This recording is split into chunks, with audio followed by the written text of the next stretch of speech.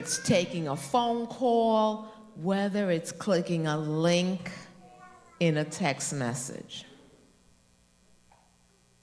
The reason I got involved in doing this type of training was because I live in a 55-plus community.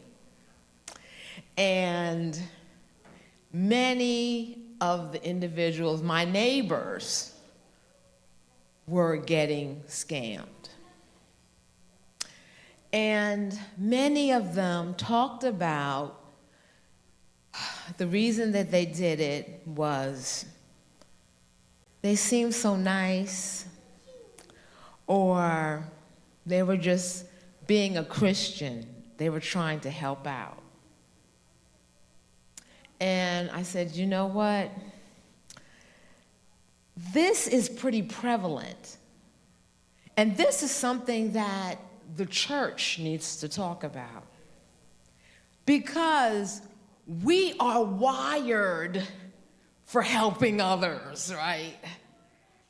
That's something that we're told we should be doing.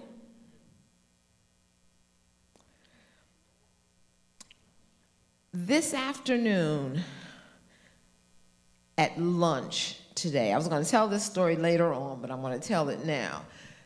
This afternoon at lunch, someone told me a story, how they got a phone call that their grandson had been in an accident, had hit this woman in an accident, and they needed money right away for this woman. She has been hurt badly, and they wanted $1,000.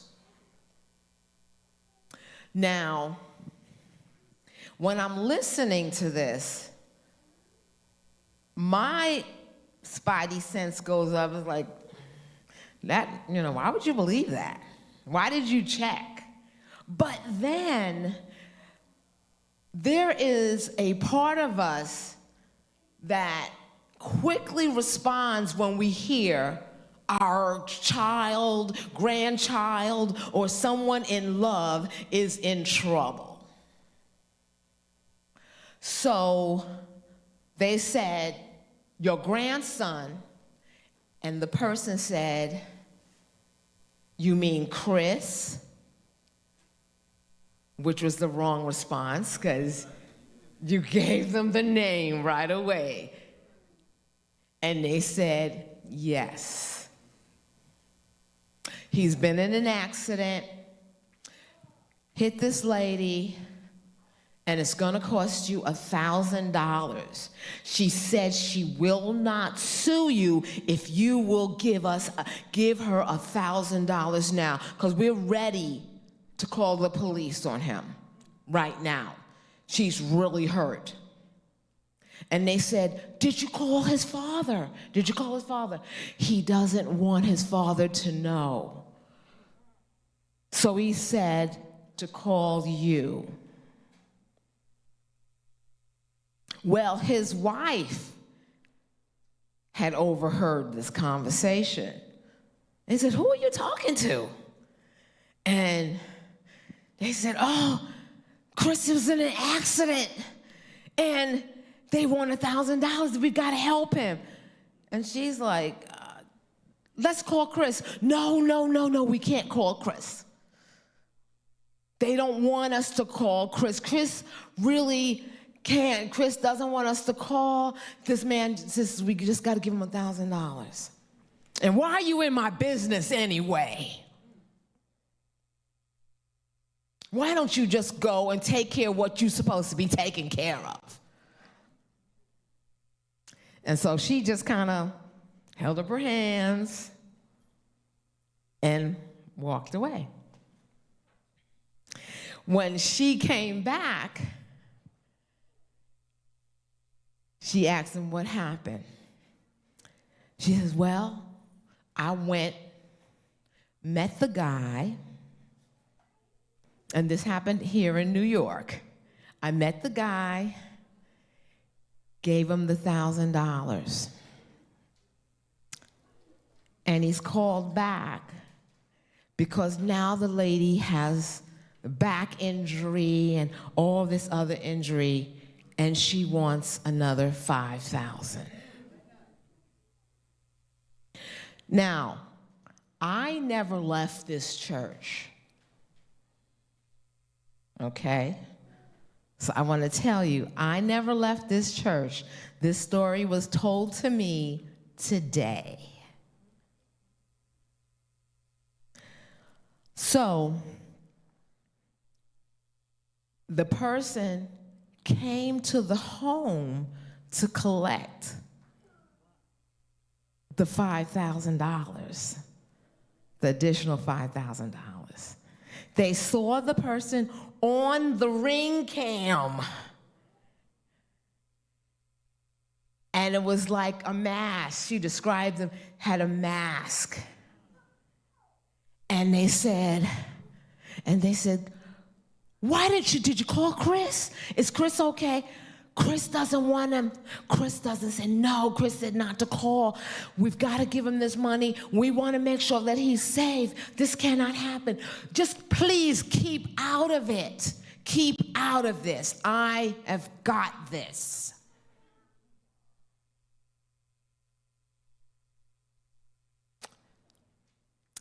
By the time it was over, they had given this guy $15,000 in several hours.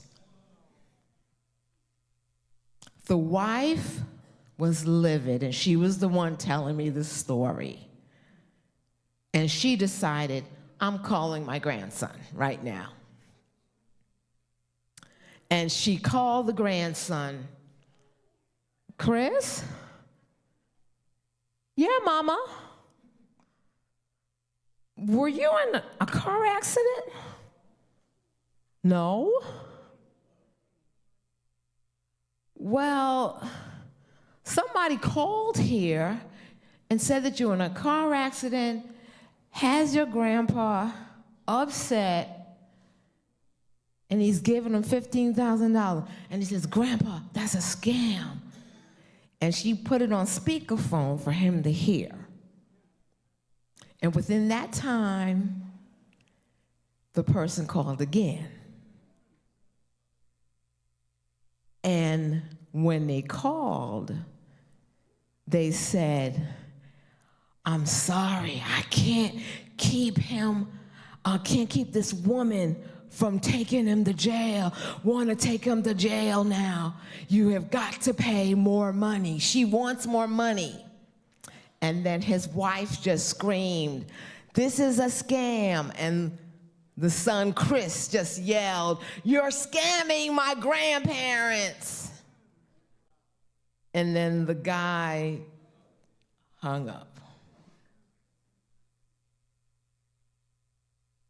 $15,000.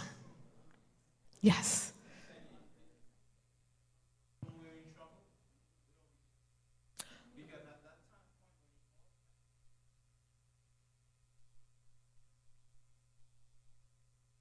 Right. Exactly. And see, that's the thing. One thing that I talk about, which I'll go ahead and talk about it now, but you got two sides of the brain here, right? You've got that logical side, which, to be honest, we don't use that as often. We have the emotional side. They say we use that about 95% of the time, and then we use the logical side about 5% of the time. That emotional side, that side has to do with impulse. And really, it's important that we use that side more often because it's safe for safety reasons. We're not having to think through a lot of things because the rational side is going to be thinking through every move. Okay? So if we're going to put our hand on over fire, our instinct is going to be to pull it away. We're not going to have to think about it. Those scammers target that emotional side. They go for that. They want you off of your balance. They want you out of balance, right? So they want you not to be thinking. They want you to move quickly, impulse, move out of fear. So we want you to make decisions quickly where it's not going to be a good decision. So we fall for these things every time. And on the outside looking in, man, that just sounded ridiculous. How? What? But then we don't know what we would do when we got a phone call like that.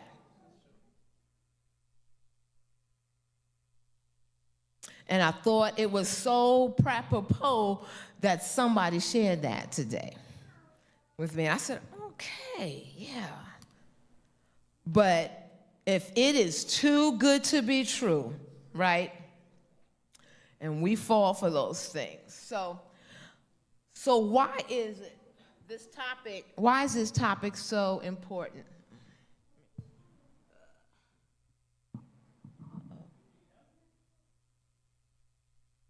I'm trying to plug in this clicker and I think the HDMI went out.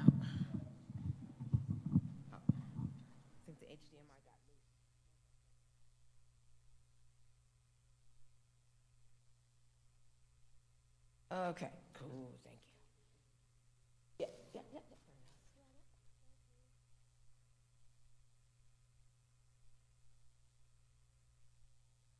So why is this topic so important? We could fall for anything. What else? I'm sorry.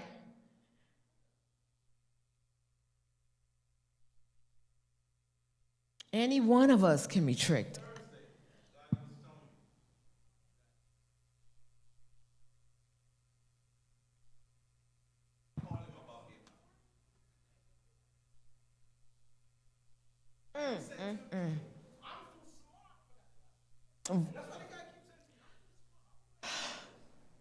Exactly.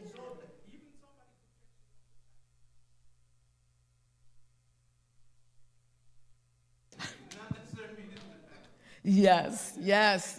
Which is a very common one. When folks do that. When the bank is a very, very common one. Heard somebody say something?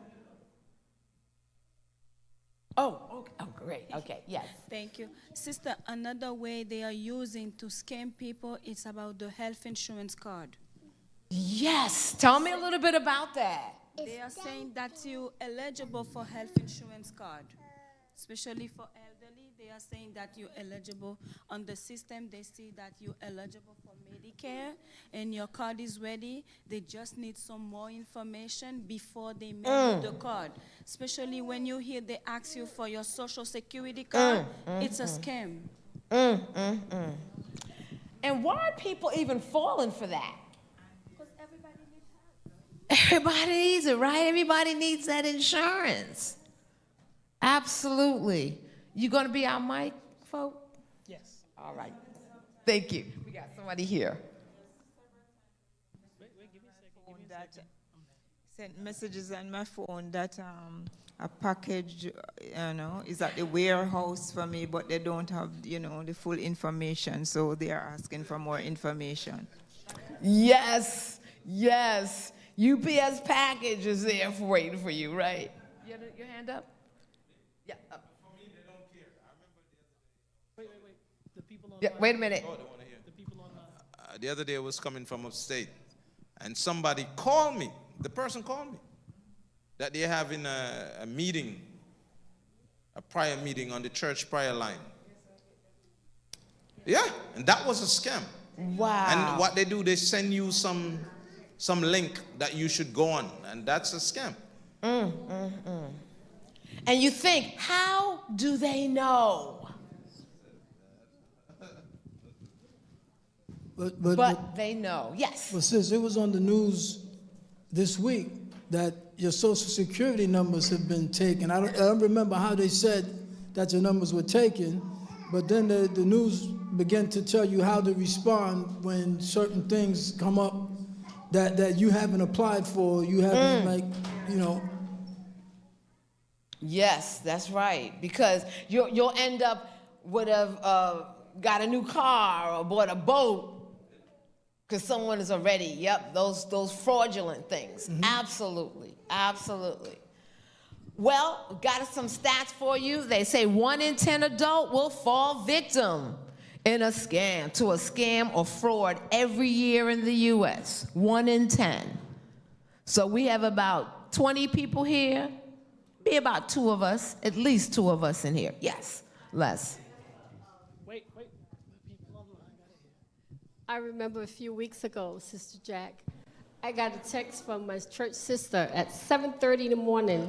Oh, Les, I need $800. It's very important. All this stuff. And I said, oh my goodness. I said, Sister Jack will never ask me for $800. I said, you know what? Let me pick up my phone and call Yes. Sister Jack. Remember that, Sister Jack? That's the way to do And I it. called her, and she said, another church person called and told her the same thing. So whatever scam was going around, I don't know how they got her number. Yes. But they got a lot of us telling us that she needed money. Yes. Isn't that something? Wow. We got one more. One second, sister. Okay. I think one of the ways in which they can get your number is that you have a lot of group chats going on now in WhatsApp, and people have relatives, and you don't know who might be going in their phone. They can get people information. So I think that is one of the ways, right? And Absolutely. sometimes you go to maybe a seminar or something of the sort, and they will ask you to fill out information, and you don't know where We're gonna talk about that. You don't know where they end up. So there are several ways where they can get your number. We are going to talk about that, but you got it. You hit it right on the head. Absolutely. We got one over there. It's also sometimes it could come even from your place of employment. Yes. Somebody working there, working with, working with the scammers. Yes. Yes. Working internal. Yes, exactly. Working with the scammers. Yes, absolutely. If we go down to that third bullet, I'm sorry. Go ahead, hon.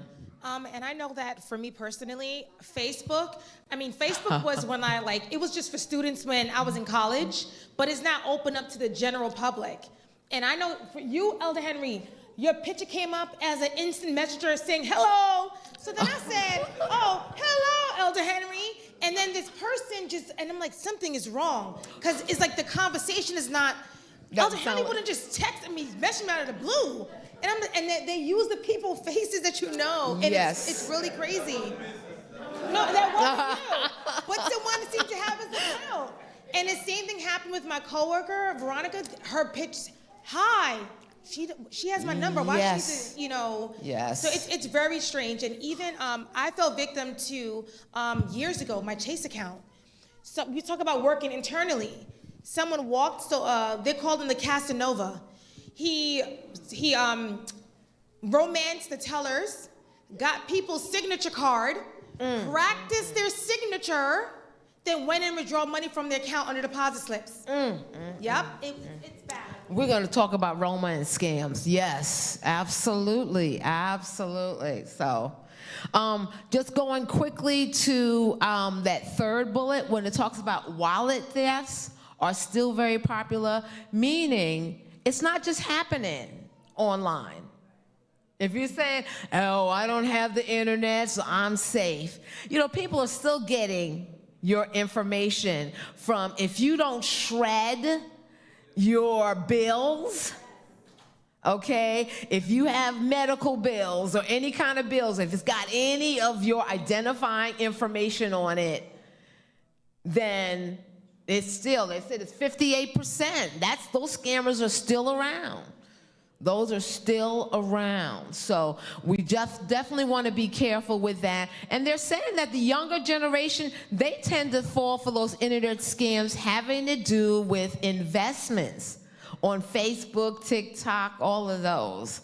So yeah, so that's why we really do need this topic.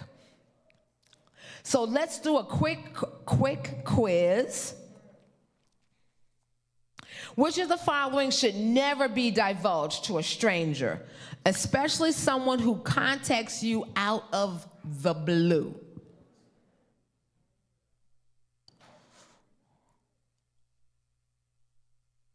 Right, everybody agree? All of the above.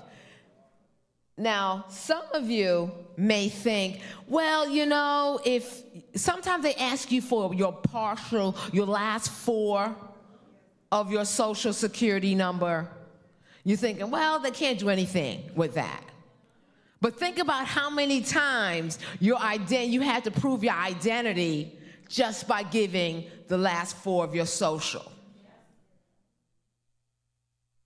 So you do not give out any information. And the key thing here is if someone is contacting you first.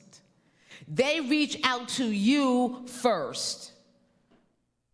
Your bank reach out to you first through text.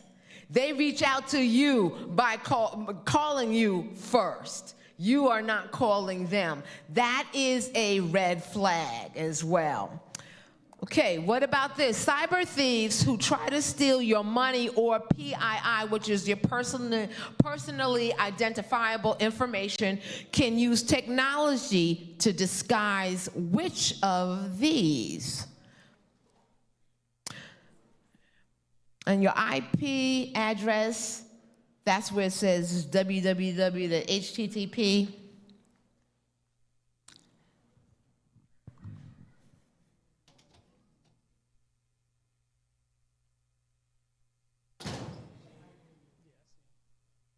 What do you think? What do they try to steal your money or PII can use technology to disguise what? What did they try to disguise?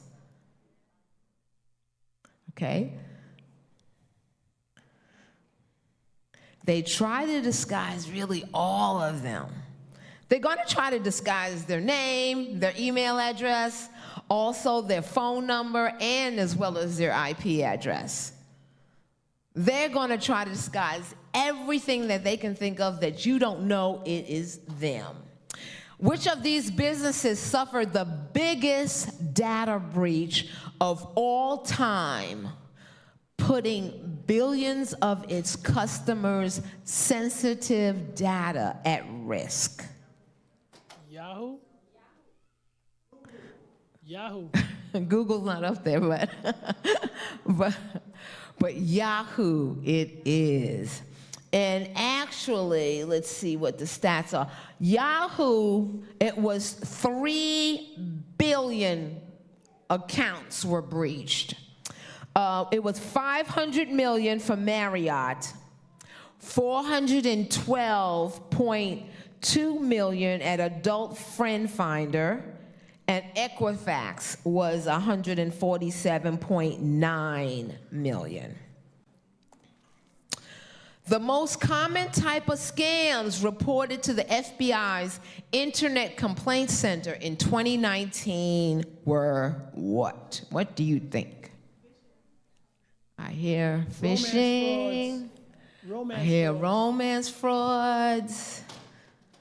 Let's see. Phishing scams. I want to talk a little bit about what those are. Phishing scams, which are those emails.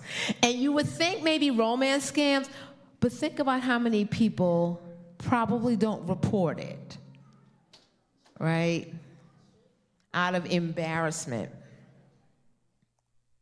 The Federal Trade Commission, FTC, examined fraud reports in 2019 and found most often criminals first contacted victims by which way? Email. Okay, we got email. Okay, let's see. Calling them on the phone. Getting that phone call, so if a stranger calls you on the phone out the blue, hang up. That's in 2019. And how can you prove your online security?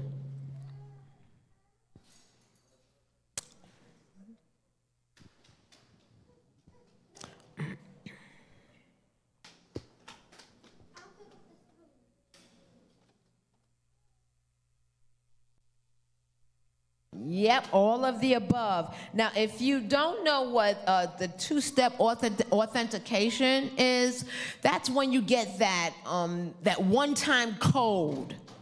So when you're trying to access your bank account and the bank sends you a one-time code through email or text or something. So you have that set up with your bank to send you that. So, good. So why do we fall for scams? Is it because we're old or gullible? Some think it's because, human nature, we're greedy. We got something, we want more money, right? Sometimes they say we're easy prey. We might be naive. We're weak-minded. Some of us, we might be uneducated. We don't know what's going on. Or maybe we're just plain dumb. No. We're not dumb. It's because they are just that good. And remember that. It is nothing that you are doing. It is nothing that you lack. It is because they are that good. And it's because they use human psychology.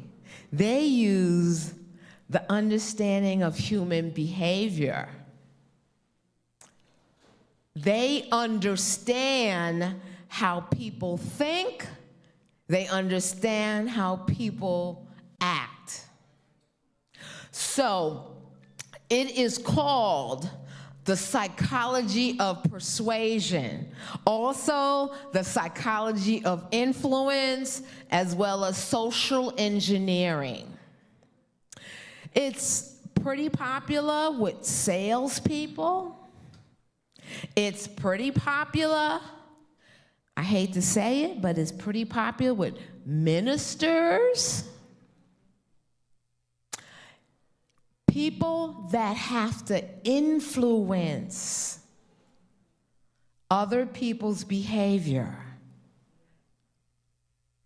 So I want you to think about the time when you walked into the store and you really didn't want to get everything that you got in your cart.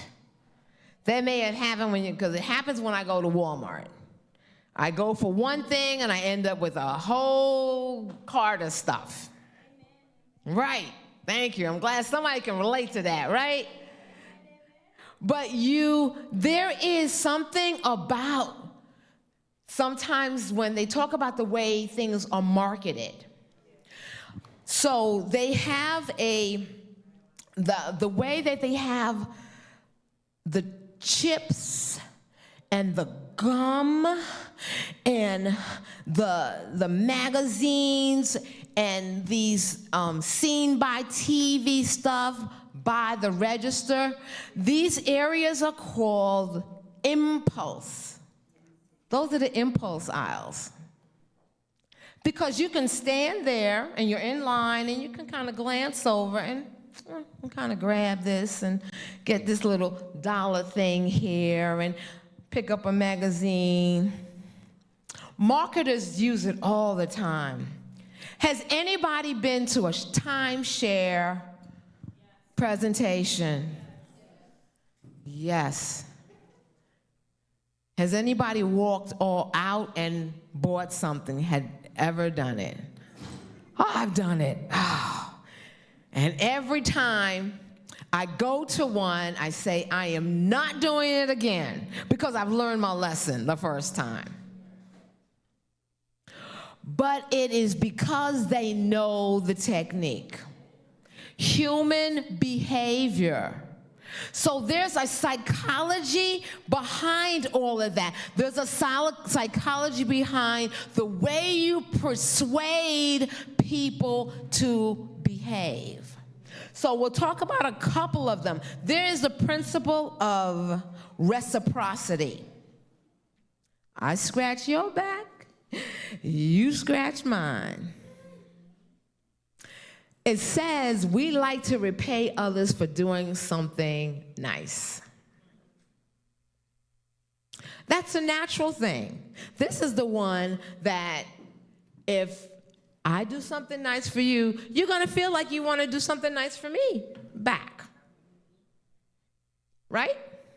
So that happens naturally. So if I go to a conference and I say, all you have to do is give me your email and I will send you this free course. Oh, it's only going to cost me my email? Sure, I'll give you my email. Or click on this link and you'll get a free coupon. All I have to do is click on a link? Sure, I'll click on a link. I'm asking for so little. But if that whole thing with if I scratch your back, you scratch mine, that whole reciprocity, I'm going to give you something if you give me something. They are very, very good at this. Can you give me another example of reciprocity? Can you think of anything else with reciprocity? Yeah. One second. I'm coming. He's coming. Like a car dealership. When you go to get your car, like, do you get this car? We'll throw this in for you, and we'll do this feature and upgrade you with this. And have you paid any? Are you going to be paying anything extra for those things? Actually, no. They're going to give it to you for the cost of the car. Right, in the cost of the car. Exactly, in the cost of the car. Yes. CJ, we got one more here. Yes, good. What about those pyramid scams where they have those tiers?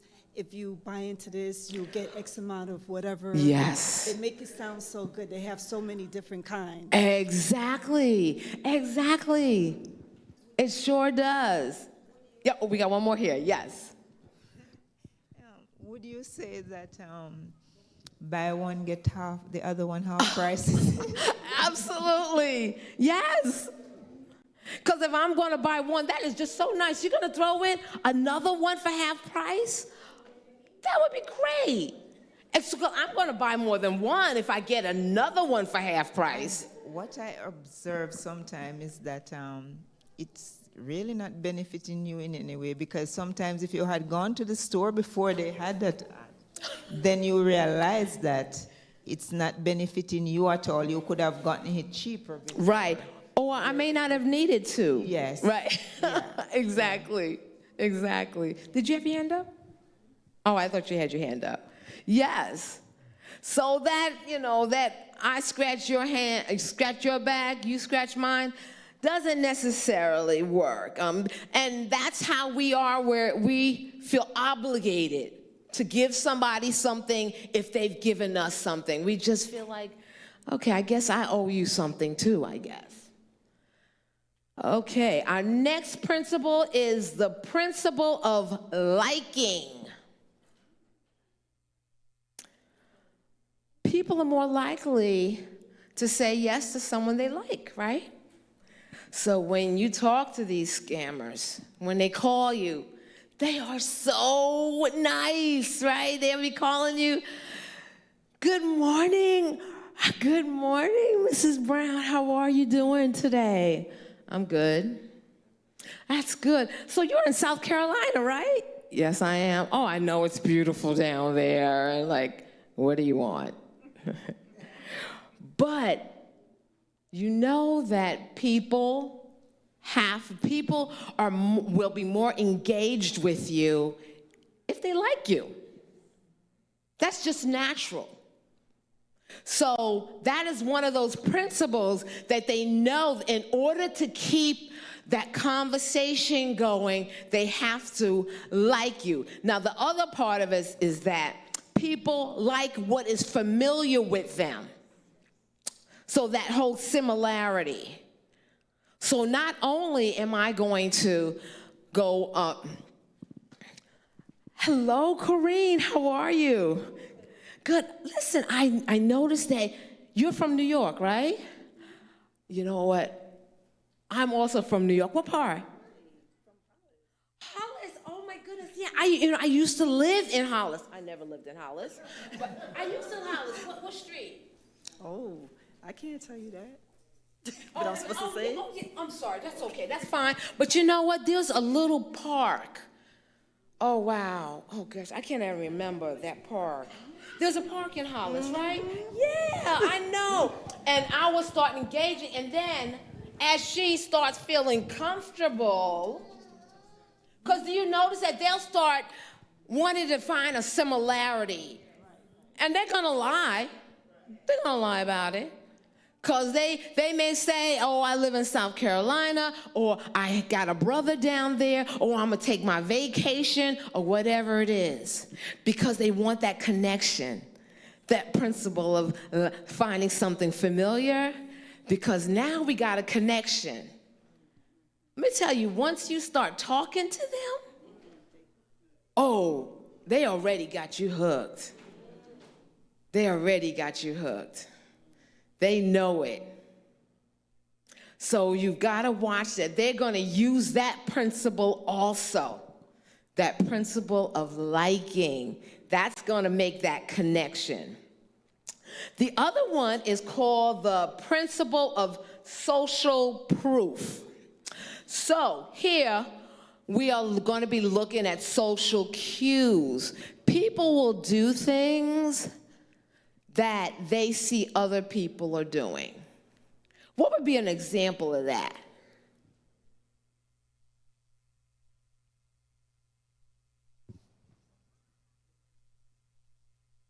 Oh, who was? Oh, wait, hold that second. You're saying something, a good nugget there. I want everybody to hear that. Yes, I'm saying that if you're on social media, say for instance you're on Facebook, you know, then people want to know what is it that you're doing on Facebook, and they're going to be coming to look at what you're doing on Facebook. Absolutely, absolutely. So what happens when I see you have got this cute little video of this cat doing all this crazy stuff? I'm gonna go ahead and like it or do a heart. And then I see all these other people doing the heart and liking it. And it's so cute. And or what about, do you ever read reviews before you maybe go to a hotel, maybe eat in a restaurant? Okay. Right, it's always best to read it. People rely on what other people are saying, right? 4-star, 5-star, exactly. That's part of social proof. So my scammer may say, listen, you have several of your neighbors have been doing this. We have thousands of seniors just like yourself have enrolled in this. Or we have got, listen, I was just talking to Brother Jones about enrolling in this health plan. Do you know Brother Jones? He loves this. Next thing you know, they've used social proof because we want to be part of what everybody else is doing. Well, so if Brother Jones is doing it, I mean, that must be okay. There was an experiment that they did, I don't remember the year, but they had a guy standing in the middle of the street, and he decided he was going to look up. And people were, I think this was in Chicago, and other people, some people kind of came past, and other people just kind of stopped, and they just started looking up. And then other people came and started looking up. And a crowd just started just looking up. And then some people would just come on, hey, what are y'all looking at? People just coming up and looking up. People are so curious about what other people are doing. I don't want to miss out.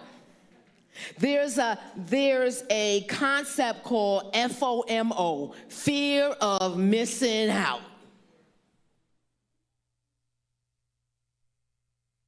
That's principle of social proof. Then there's that principle of commitment and consistency. We want to be thought of as following through with our commitments and being consistent. So this is why scammers, they want you to commit to just a little bit. If you could just make a small commitment. So if I say, no, I really cannot talk to you now, I'm very busy.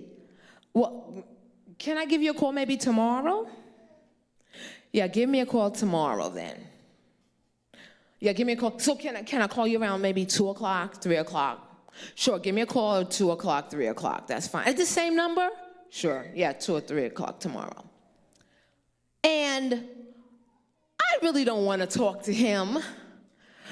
But because I want to seem reliable and I want to keep my commitment, I probably will still answer. Because as adults, we want to be able to keep our word. And if I did not have the courage to tell him on that first phone call, I guess I better tell him on the next one. So they'll take any little bit. So if I say, oh, I cannot afford $500. Well, ma'am, can you do maybe 200?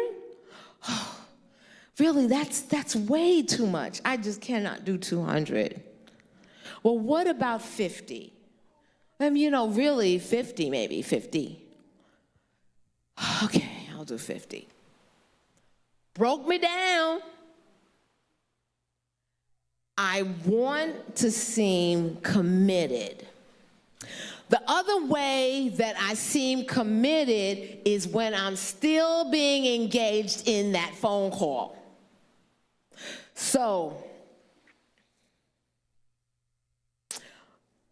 good morning. I'm on the phone this time. Okay, I'm on the phone. Good morning. The last name. Good morning, Miss Georges. How are you? How are you doing? I'm fine, thank you. Well, do you know, I'm so glad to hear that, because do you know that there's so many people that are not fine and that really do need your help? Really? Yes. And then, see, now she can't back out because she already said she's fine. Because there are people that are not fine like you're doing, and they really do need you. And now what do you say? How can I help? Right. Well, how can I help? There you go. I'm already caught on the hook. Just a small thing. Hey, how are you doing? That's it. So what did I need? What did she need to do? Click. Right? Because they're so good at what they do. That commitment and that consistency. The other part of that is what is called sunk cost fallacy. Now, there's a story here. There's a guy that went to the circus with his daughter. Now, he spent $44 for circus tickets. He spent $5 for parking. He drove 40 minutes just to get there. His daughter wanted cotton candy. He gave her $5. Now, he was expecting it to really cost less than that. Of course, the cotton candy was $12. Now, do you think he paid for that cotton candy?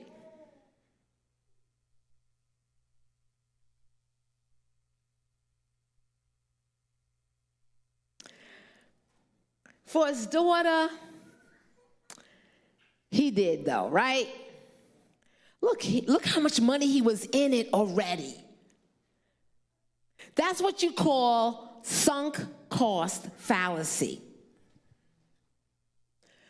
You keep putting money in, and you keep digging it in, and so you know what?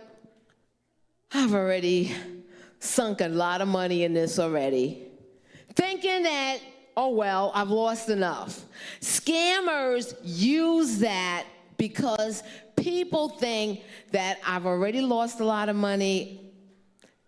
I don't know, maybe I can try to recoup the rest of it. And it doesn't work. Because they know people are committed and they're consistent. So that is that problem with that.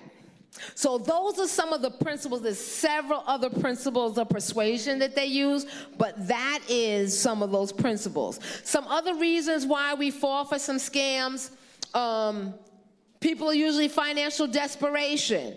You know, they're needing money, wanting to get out something real quick. People talking about, hey, I've got a real quick money scheme for you, okay? Emotional triggers, those emotional triggers that we may have. So they may trigger some things within us, like, for example, when that story, that fear, that fear of, my grandson getting hurt. They definitely do that. Trust in authority. When you get emails, text message, and all of that from some of the IRS, from the post office, from Amazon, from anything where you feel like I can trust this, or why is the IRS saying that I owe money? They use all of that because that triggers that fear, that triggers that side of the brain that says, oh, I need to respond quickly. My bank account is getting ready to get frozen. Oh my goodness, what am I gonna do?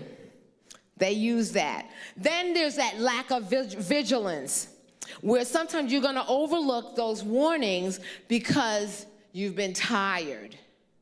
You've got things going on in your life, or you have just been so busy. They know those times. It's weird. And then with our younger generation, it has just been curiosity. They've been real curious, and also they are risk takers. Our younger generation, they're going to take a risk. And those scammers have done that. So then you may notice some of these other scams that are out there. The auto repair, auto warranty, you know, people talk about getting your auto warranty and appliance repair, air duct repairs. That's pretty big in South Carolina, those, getting those air duct repairs. Phishing scams having to do with those emails. They're trying to get your personal information by getting you to click on a link. Then you have smishing. Smishing are those things that they come through similar to phishing, but smishing comes through your text messages. And vishing is coming through when you a voice. So those are those scams that come through your phone calls. Online shopping. When you do any online shopping, you may or may not get the item. It just depends. Can you hear me scams? That one has been around, I think they said since 2017. Since 2017. That one is they call you. You don't have anybody on the line. You can't hear anything. You said, hello? And they said, can you hear me? And you just say, yes. And that's all they need. Because that yes is used for answering questions, for your banking or anything, that recording. They said that's been around since 2017. So if you don't hear anything on the phone and somebody says, can you hear me? And you say, yes. Now, if you say no, and they'll say, well, can you hear me? Because they need you to say yes. That's all they need. Then there are those free trials, click on this, you'll get a free trial. Those grandparent family emergency scam, what I just told you about somebody being hurt or somebody being kidnapped. And those health insurance scams, I think somebody was talking about that. Those you can pick up, they've got a glossary of the type of scams on the fcc.gov on that website. And I'm moving quickly along because I've got some videos that I want you to see. So how you can spot a fraud, and let me tell you what a difference between a fraud and a scam. Now, both are dishonest, but a fraud is done where it is not done with the victim's help. See, a scam is done where you are tricked out of your information. It is with the victim's help. When you have fraud, so you have like identity theft or something like that, those are frauds. So they're getting that information without your knowledge. Those are frauds. Scams are where we're helping them get that information because we've been tricked into giving them that information. So that's the difference between scams and frauds. Anyway, how to spot a fraud. If you get any information from an unexpected or unknown source, it may be a fraud. We talked a little bit about that from banks or wherever. Disguised under links. So when you're checking links in emails, it will be disguised. I'm hoping I'll have time to show you what that looks like. If they're looking for any personal information, if they want your last four of your social, if they want anything, your birthday, where you live, Corinne picked it up right away when I asked about, what Hollis, what street in Hollis, yeah? She picked it up right away. She wouldn't even give me that. And I thought, wow, I thought that was safe information. But she wouldn't even give me that, right? So make sure you don't do that. Also, urgency. If they are urgent, they want that information right away. Or they say, hey, you've got 24 hours, or you've got to do this in an hour, or your account's going to be frozen. Whatever it is, if they say it's urgent, It's probably a fraud. And then if you see any incorrect information, misspellings, the grammar, the language, a lot of times when they're doing those emails and it's AI, or if it's someone from a different country, you'll see that. The language is not going to sound, oh, this doesn't even sound like English. It's not even pronounced right or not spelled right. It's going to be that. Okay, I've got a couple videos I want you to watch. This is a romance scam. Let's see if we can just...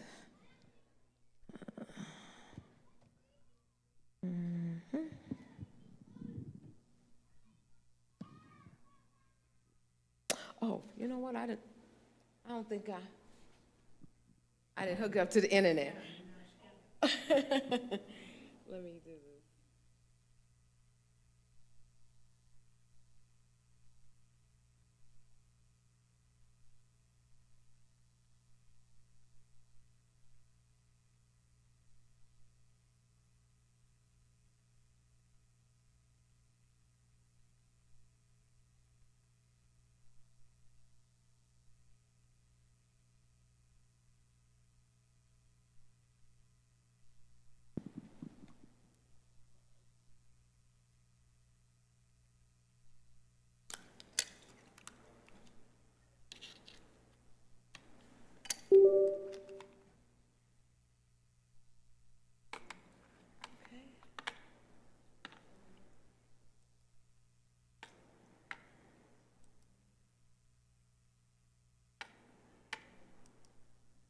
A warning about romance scams. According to the FCTC, more than $1.3 billion was lost in these kinds of scams last year. And this morning, one woman is sharing her heartbreaking story so others don't fall victim. DeMarco Morgan has the details. Good morning to you, Marco. Good morning, guys. It's all good, all good. This story is heartbreaking on so many levels here. The woman that you're about to meet is a widow who was looking for companionship, and instead, she got her heart and her wallet ripped open. She said she was tricked into giving more than $70,000, her life savings, by the way, to a man she met online.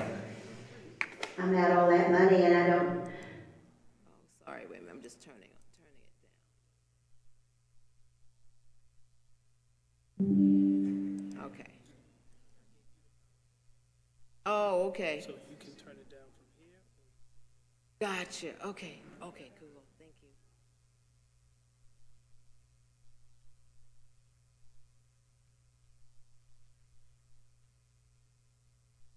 think I'll ever get it back. 76-year-old Jennifer Dennis says she met this man on Facebook who went by the name Caleb. He claimed to be a doctor working for the Red Cross in Yemen. It all looked legitimate. He was coming back to the States real soon, and he was wanting to settle in a new area because he lost his wife. She told her ABC station, WTVD, she formed a months-long online relationship with Caleb, growing so close, at one point even messaging him, "You're my dream come true." Caleb soon suggested they buy a house together when he returned from overseas.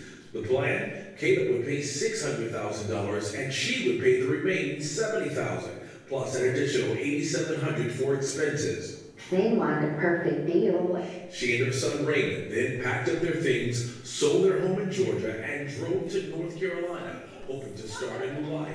But when Raymond went to look at the house, it was clearly not for sale. When I noticed that someone was still living in the house and knocked on the door, I automatically knew that it was a scam. The FTC reported in 2022, romance scams cost nearly 70,000 people roughly $1.3 billion. Experts say they are so dangerous because they can feed on your emotions. If they're claiming to be overseas, if they're claiming they don't have access to a phone or a video chat to talk to you, it can only be through text or through an app. Or they're giving you a hard story about a sick kid, a medical issue, they don't have money, and then they start asking for money. If it feels too fast, if the I love you comes really quickly, those are the biggest red flags of a romance scam. Now, as for Jennifer, she and her son are now living in a donated camper, and she has reported the incident to the FBI. Experts say you should be on the lookout for all red flags because once you send the money, it's very unlikely that you will not get it back. But just imagine packing up all of your belongings, you move away from love, and it's non-existent. It's just incredibly sad, DeMarco, and it's so sick that people would prey on emotions like that. Well, hey there, GMA fans. Robert. Sad, huh? Absolutely. Absolutely. Any thoughts, questions about that? Comments? You know, I thought the same thing. Her son should have, yeah. Okay. There is one thing that I noticed that all of them have in common is that they always say that their partner died. Yes. So that's interesting. Their partner died. So what are they playing on? What are those scammers playing on? Those emotions. That's right. Exactly. Exactly. Great catch. Great catch, sister. Okay, this is a lottery scam. This next story is about financial devastation. A King County man went from having $800,000 in his bank account to being homeless in just a few days. Investigators say it's all due to scammers. Fox 13 News reporter AJ Janabel is talking with the victim as well as the FBI about this scam and how you can keep this from happening to you or someone you care about. AJ? Bogdan Nalivaiko is a Ukrainian immigrant that moved to the United States several decades ago with his family. He worked hard here, he retired, and sold his home, expecting to live a quiet life. But instead, he's here behind me in this hotel. He doesn't know where he'll call home next. This hotel room is now all Bogdan Nalivaiko has, and he doesn't know how long this will last. Yeah, I feel bad. Bad. I feel really bad. Just a few weeks ago, Bogdan sold his 2,300 square foot home in Snoqualmie, the place he lived for more than a decade. He planned to move south to Auburn and live comfortably with the earnings, but that would not happen. On April 25th, he sold his house. On the 26th, he had $800,000, and then by May 3rd, he had zero. Julia Elders is Bogdan's daughter. She lives hundreds of miles away in Minnesota. She didn't find out what happened to her dad until he was about to be homeless. I collapsed because I cannot imagine in such a short amount of time to lose everything you ever had. Julia tells me scammers targeted her vulnerable 76-year-old father, claiming he had won $17 million in a sweepstakes, but asking for him to pay the taxes on the earnings first. I mean, they got what they wanted, and they wanted everything, and they got it. Julia tells me her father was able to take and transfer tens of thousands of dollars at a time from both Chase Bank and Bank of America to pay out the scammers. They should have flagged this. Any idea? And then they said, you know, once I called them, they were like, we did everything we could. I'm like, what do you mean? How? I think banks are in the same position as us, where they would like to prevent this before it even happens. But the skill set of organized criminal groups does sometimes cause them to be fooled, just like the victims in the cases. Kelly Smith is the assistant special agent in charge with the Seattle FBI. He says victims can feel embarrassed. He tells me the best thing you can do is report scams as quickly as possible and always reach out to friends and family if something seems questionable. Despite taking hundreds of thousands of dollars from Bogdan, the scammers continue to target him non-stop. No, I'm not talking right now. I'm ignoring. And she's in the office on Tuesday? Luckily, there is some good. Joe Kenny, who owns a moving company and met Bogdan when he had to leave his home, has been working with Julia, helping her father with documents, paperwork, and trying to get him somewhere more stable. Better to have in a house than in a hotel, yes. House is everything. House is life. Investigators tell me they have forwarded this case to the FBI. I also reached out to both banks, Chase Bank and Bank of America, regarding this situation. Both banks tell me they'll need more time to investigate this situation. Julia is working to raise money for her father through a GoFundMe. We'll have information on that GoFundMe at fox13seattle.com. Reporting here in King County, I'm AJ Janaville for Fox 13 News. This next. Well, what do you think about that? Wait. Oh, wait. Oh. As we get older, I think our children need to be more involved. I know sometimes us as older don't want our kids to get in our finance or whatever, but I think as we do get older, our mind is probably not as sharp and quick as our younger ones. So I think this lady, the daughter is complaining about, oh, this happened to my father. Where was she? Why was she not more involved in her father's life? You see what I'm saying? And we don't know how much he may have told her, since she said she was many miles away. So we don't know how much, just that, yes. What I find, piggybacking off Sister McGeechee, is that I find that she's a lot more trusting than I am. Whereas if she gets an email from somebody saying your account balance is -10, sign in and deposit some money, she's more like, oh snap. But me, I'm like, nah. But I feel like we're really we question a lot more than our previous generation. We ask. So she may not even tell you. She may not even tell you. She may not. Right, exactly. She may so not. that may be the problem so right there. sometimes it may not be that we're not as involved as much as they may not share that kind of information. Right. Good point. And they're more trustworthy. You find that sometimes a lot of our parents will get caught with scams where the spelling errors are there, and we wouldn't see it. Well, we wouldn't trust it because we see the spelling errors. Right. That's a good point. Straight from the horse's mouth, right there. Yeah, that's a good point, but it's still sent from the relationship you have with your children. Right.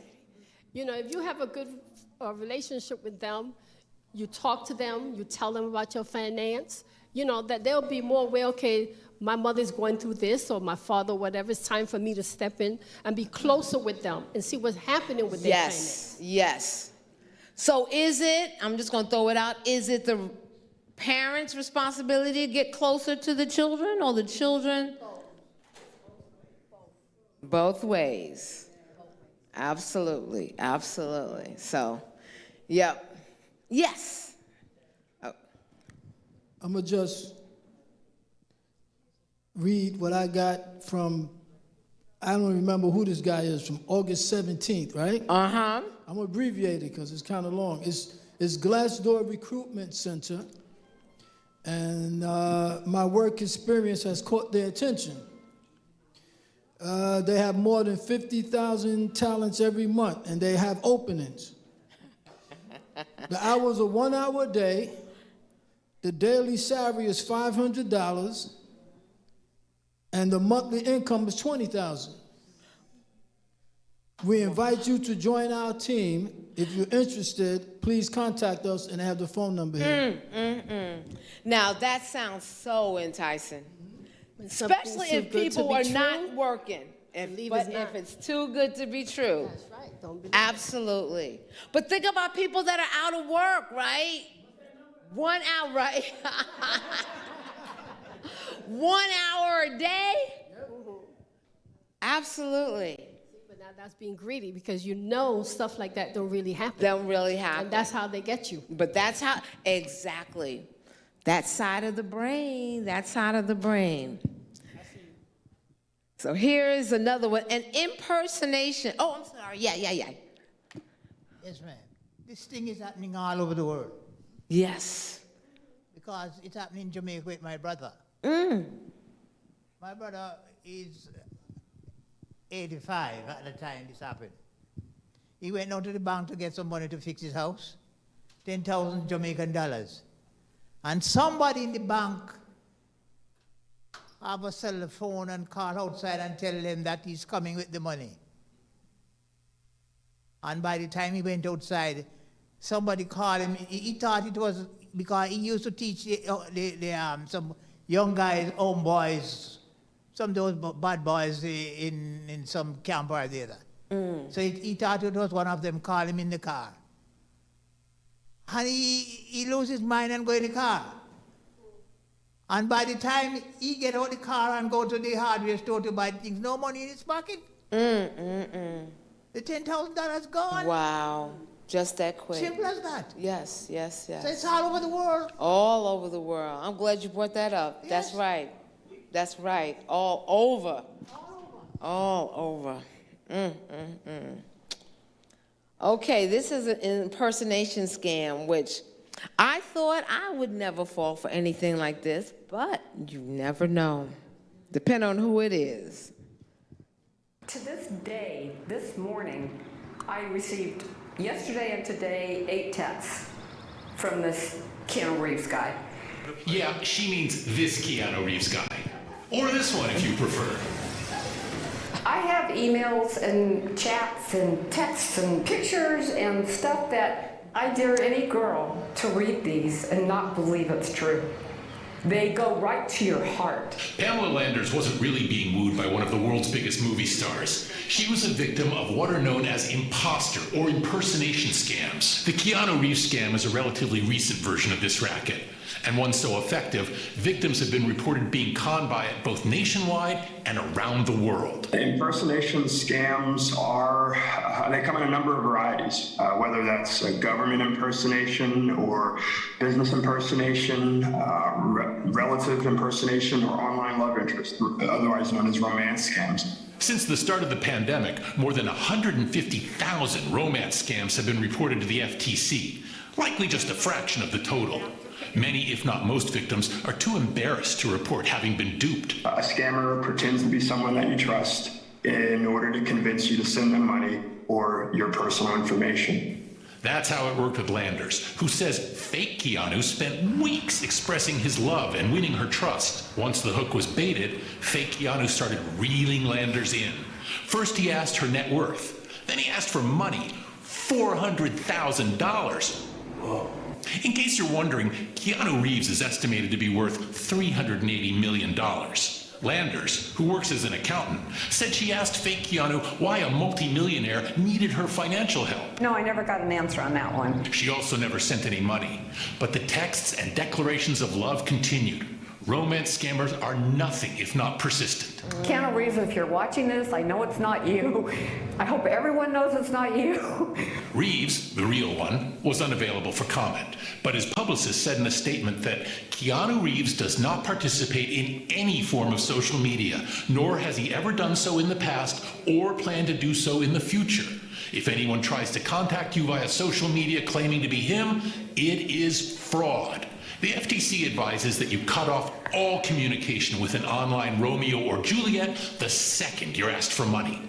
But Landers says this can be difficult, especially for people who may be lonely or who may be thrilled just by the idea of being wooed by a celebrity. You get every word said to you possible to suck you in. Even now that she knows it was all a ruse, Landers still looks back on the first few weeks of fake Keanu's attentions with a sense of excitement. I had to always keep reminding myself after that first 2 weeks, it's not real. People don't fall in love this way. It just doesn't happen. But it's nice to be courted. Oh, it's wonderful. It was wonderful. And it works. Last year alone, according to the FTC, victims of romance scams lost more than $500 million. If you're in any way feeling emptiness in some part of you, they're going to find it. They found it with me.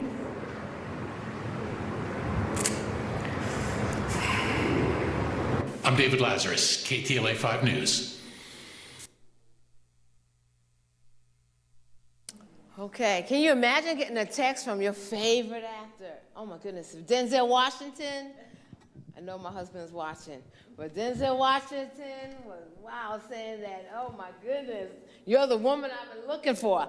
I would have some doubts, like, how did you even find me in Santee, South Carolina, But yeah, so, they try anything. They try anything.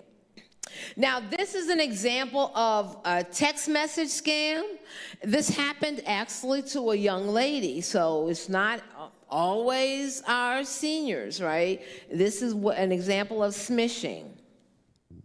Sunny watched in horror as her life savings disappeared before her eyes. All her hard work and sacrifice gone in just 30 minutes, and there was nothing she could do. To make matters worse, Sunny thought she was dealing with her bank. The hardest thing for me is to stop blaming myself. I keep blaming myself. Maybe I should have noticed it more earlier somehow. We've reached a point that scams are so sophisticated that an individual customer cannot protect themselves against a scam. How is anyone to know that's a scam? Exactly, that's why my guard was down and I just thought it was HSBC. Sunny One is trying to come to terms with the fact she's lost her life savings. I've cried so much already, the last 2 days. I went to work in the office yesterday and I just couldn't function. Caught out by sophisticated scammers, but her bank claims it's not their fault. I've just lost my whole savings and the guy was just saying, all the best. It was Friday night 2 weeks ago when Sunny received a text from her bank, HSBC. It alerted her to a new device logging into her account. Because that came from HSBC number, I didn't really think and I just clicked on that number and called that number. She quoted the reference number from the text message, the scammer then telling her a phone in Perth had logged into her account. And then he goes, well, there's been another device that's been logged in, the Samsung S8 phone. And then I coincidentally did lose an S8 phone a few years ago. Sunny panicked, thinking someone had her old phone and had access to her account. He said that he needs to go through the verification process to ensure that it is me, as all HSBC or any bank representatives do. Sunny gave them her full name, address and date of birth. Then the scammer asked her to generate a one-time passcode on her own phone for security reasons. I generated, I gave that number to him, and then I received a text message saying a device is being removed from my account, which is from the HSBC number again. Sunny thought she'd just saved herself from financial disaster, but all that information was everything the scammers needed to clean her out. And then he said there's been some unusual activities, and he put me on hold quite a while.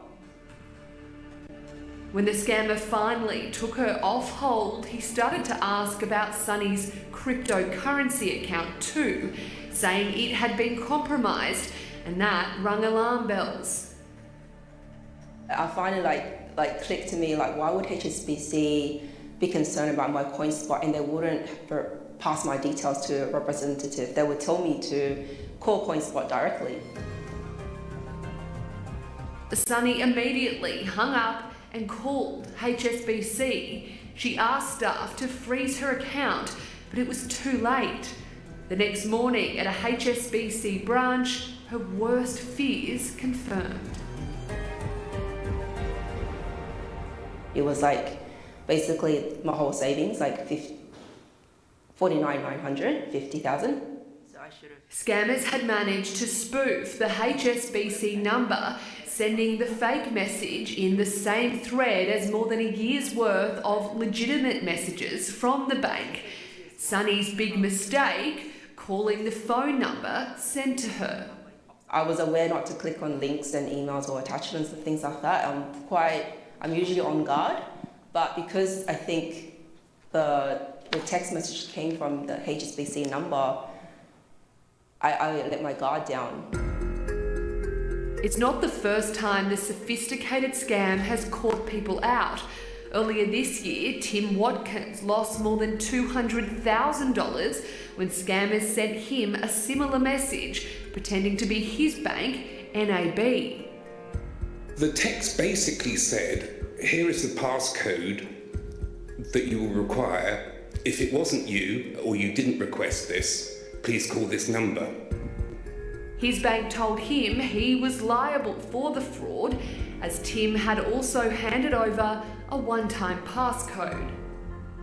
How on earth could they allow 10 payments going to 2 different banks and completely new payees for $222,000 in 13 minutes? How can they let that happen? We are absolutely in a crisis. Last year, Australians lost well north of $3 billion to scams. The major banks reimbursed just 2 to 5% of customers' scams losses. The situation is completely dire. Since January this year, Australians have lost more than $16 million to bank impersonation scams. Stephanie Tonkin from the Consumer Action Law Centre says it's time for the banks to step up. They are in the position to be able to stop scams, to be able to disrupt scams. They need to be on the hook to reimburse their customers, because that reimbursement will incentivise the investment needed to disrupt the scams problem in this country.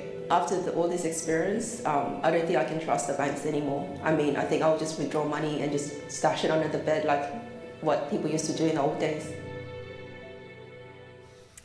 HSBC told us it wouldn't comment on this case. The bank did say that it has seen an increase in text spoofing, reminding customers that it will never ask for PINs or passwords over the phone. That, of course, applies not just to HSBC, but to all banks. So take heed, be on guard against the scammers.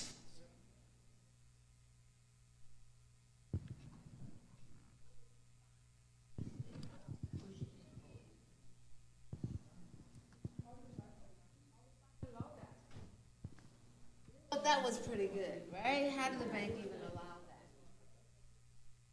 that? One thing I want you to note, which was interesting about those text messages, that text message that was a scammer came in the same text messages she's been receiving from the bank.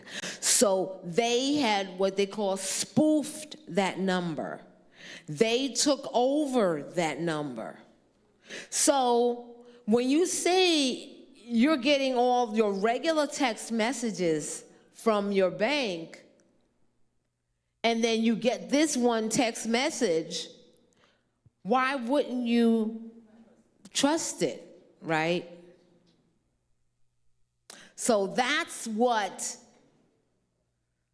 was interesting with that one, right?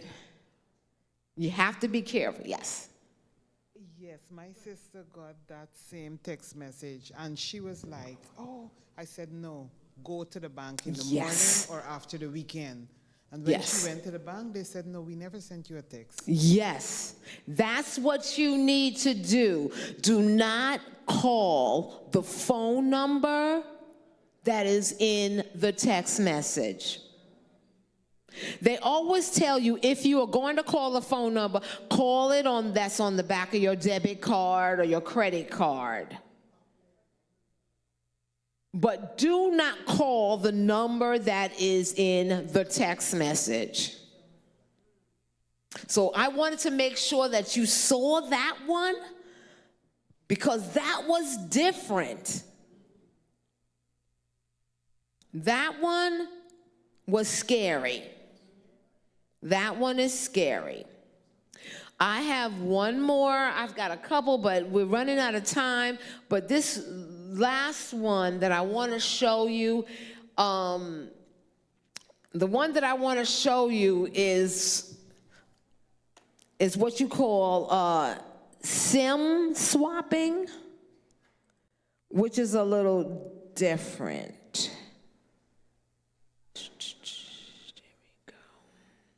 And then after this, we're going to collect the offering.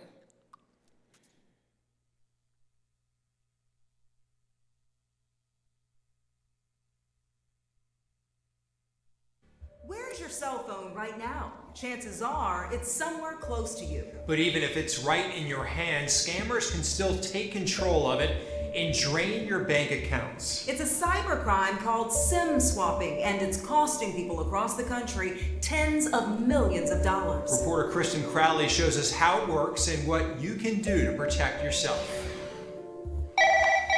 For most of us, our cell phones are our lifelines.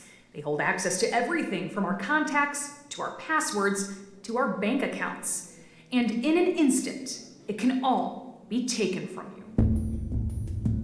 And it was probably one of the most traumatic experiences I've ever gone through. Daisy Jane I went, I'm being hacked, there's wire transfers, they're fraudulent. And Heidi Diamond are separated by more than 2,000 miles, but they're connected by one scam. Had you ever heard of SIM swapping before it happened? I'd never heard of this before. The FBI says many people haven't, and that's why when the crime starts, most have no idea what's happening until it's too late. What was your first clue that something was wrong?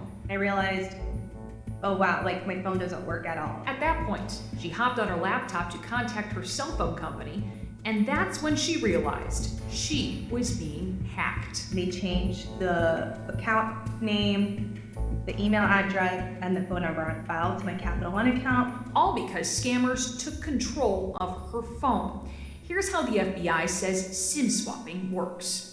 It begins with identity theft. Scammers steal your information and convince your cell phone company they're you. They say their phone was lost or stolen and they need a new phone with a new SIM card activated with your phone number. Once that happens, all the information on your phone moves to the one in the scammer's hands, leaving your phone useless. An FBI agent we spoke with warned of the all-access nature of the scam and asked we not name him to protect his identity as an investigator. If that person has control of your phone number, then they also have the ability to access all those accounts that your phone number is tied to. And I didn't realize they were gonna start going after like the financial account. That's when it was really scary. It was such a panic that something was so out of your control. The scammers gained that access because SIM swapping bypasses one of the top protections experts suggest you use: two-factor authentication.